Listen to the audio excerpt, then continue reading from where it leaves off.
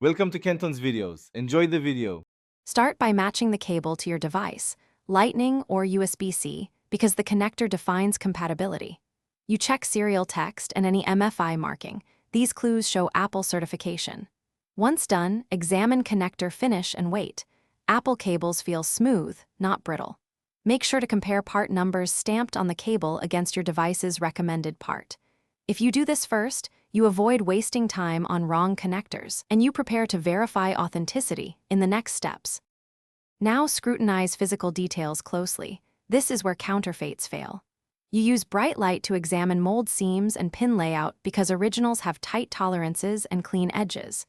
Once you confirm laser-etched text and consistent coloring, check cable flex and thickness.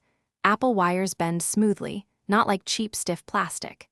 Make sure to compare against a known genuine cable if available, and note weight differences. Originals often feel a touch heavier, which indicates better shielding and build. Finish by testing the cable on your Apple device. You'll see trusted dialogues or error alerts that indicate whether the accessory is certified. Then cross-check the part number with Apple support or in device settings if available. This proves authenticity. Once done, confirm stable charging and data transfer. If things go wrong, clean connectors and retry, or swap to a confirmed genuine cable to isolate the issue. If problems persist, contact Apple support for definitive verification and next steps.